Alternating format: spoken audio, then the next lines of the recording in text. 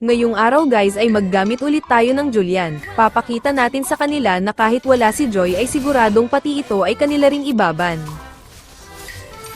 Core nga pala nila si Hayabusa, kaya't walang ano-ano ay tinunaw ko siya na mag-isa. Tapos dito ay muntik na akong matalunan ni Guinevere, buti na lang nakaiwas ako, what a dodge. Sabay retre sa pagong. Tapos dito guys panoorin nyo kung paano tayo mag one hit. O diba ang sakit? Next ay kinuha ko na tong buff ni Hayabusa para siya ay mag-up. Hindi ko inaasahan na dadaan siya dito kaya naman agad kong tinutunaw ang sino mang lumalapit sa akin.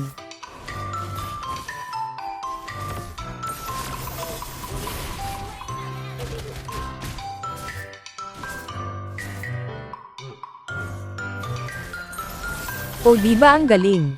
Kinuha ko na rin tong turtle para lamang na kami sa goal. Tapos kukuhanin ko lang ulit sana itong buff ni Hayabusa, ngunit hindi ko inasahan ang mga sumunod na nangyari.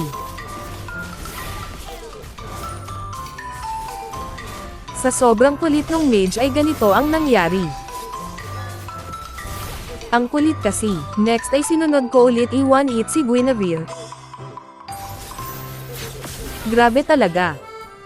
Pagkadalaw ko sa bot ay nakita kong nang bubugbog ang mage at MM kaya naman sila ang binugbog ko. Tapos yung mage nila, nalimutan ko na pangalan kasi niyan, basta binugbog ko ulit. Dito ay nabigyan ko na si Cho. Makulit kasi. At dahil hindi marunong mag-push ang aking mga kakampi, ay sesegway na lang sana ako kaso nagpapatay pa itong si Cho. Ganito nag-segue si Julian parang si Zilong.